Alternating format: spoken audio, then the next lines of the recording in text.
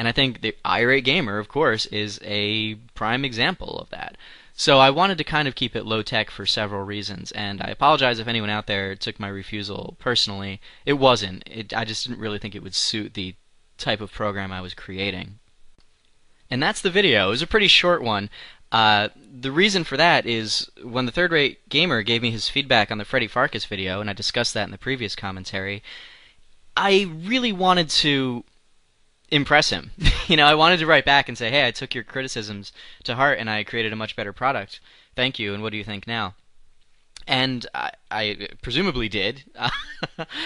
He was much more positive about my output after that. But it was nice. The fact that he was able to give me that criticism, that honest criticism, set me up for a really nice challenge. So I deliberately did take as my model an irate gamer video where he did a rundown, I think, of games for Christmas or something. And this was the first time that I used one irate gamer video as a model, and I think I did that nearly every time after that. I would take one and script my own review around it, using it as a solid base to return to. And that really helped me mine for ideas and create an air of recognizability that the Freddy Farkas video doesn't have. It looks and sounds nothing like an irate gamer video. I was fooling myself if I thought that even qualified as a parody, because it doesn't.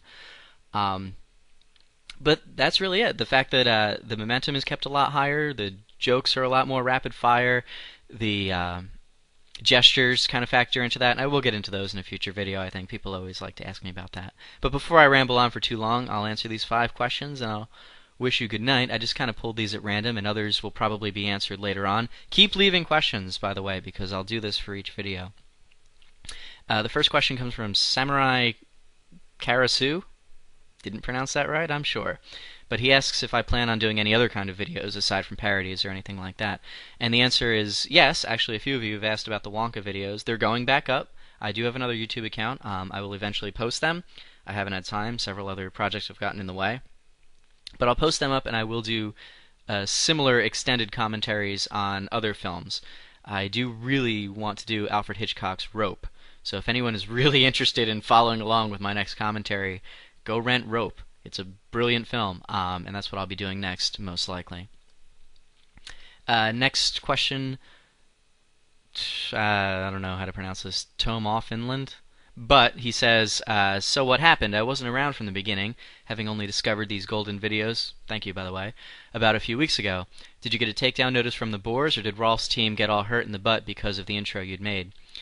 I honestly don't know if anyone on either, in either camp, the Boers camp or the Rolf camp, the official camps anyway, have seen my videos. No clue. So I do want to dispel that in case anyone does seriously believe that one of the two got in my face and made the videos come down. That's not the case. Neither of them should take any blame for it, especially Boers.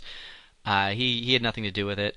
The only person related to Boers' output that I had any correspondence with was Eric Allen, who played the Wise Sage in Aladdin, of course, and a few other videos. He seemed like a really nice guy, and he was actually willing to do a voice. He was actually willing to play the Wise Sage in one of my videos. It was actually going to be a Christmas video, believe it or not. You've probably seen Irritated Gamer, Third Rate Gamer, No Date Gamers. They uploaded what would have been their contributions to that video. I was going to have one as well, and the Wise Sage was going to do a segment. He seemed like a really good guy. I'll get into that, I'm sure, at another point.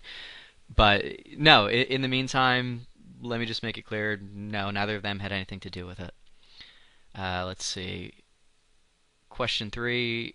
Oh, this isn't really a question, but I just wanted to read it out and thank him for it. From Halibut. What I find most endearing about the Save State Gamer is the fact that you could watch and enjoy the videos without even having any knowledge of the irate gamer in the first place. I feel you created a character that is so utterly clueless and hilarious that it works 100% in a standalone series. Thank you, thank you, thank you. That is extraordinarily flattering. I wanted to actually mention in one of these commentaries that that was my goal. I was also going to point out, as I like to do, because I think it's important to stay level-headed about your own creations, point out that I don't actually know if I was successful or not. And I still don't. I don't know if I was totally successful with what I tried to do. But the fact that at least one person, and probably some others, come away from that feeling that, Crisbo was a comic creation who can stand up if you were to pull away any familiarity with the irate gamer, can stand up on his own two legs. That means a lot. Again, I don't personally know that I was successful with that all the time, but the fact that anybody could see it that way means a lot, so thank you. Number 4, from the Neutral Doctor, you seem like more of a refined guy than an irate gamer critic. What drew you to doing irate gamer parodies? Really just another project. I always like to have some kind of creative project in the pipeline, all different medias I've worked in, and with varying degrees of success. In the first video, I go into seeing the Third Rate Gamer, and honestly, between him and Irritated Gamer, yeah, I looked at this and I thought this is something I would really like to get in on. This is hilarious stuff.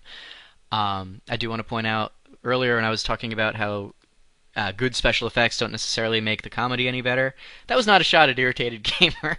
In fact, I really wanted to mention something then, and my mouth just kept moving. Irritated Gamer was one of the few who's genuinely hilarious, even with some pretty top-notch, for something that people do in their bedrooms, top-notch quality special effects.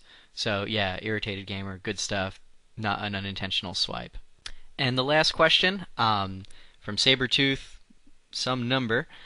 Some people outright hate Chris Bores. Others might feel sorry for him. What is your honest opinion on the man? Thank you for asking. Something else I really wanted to address in a future video.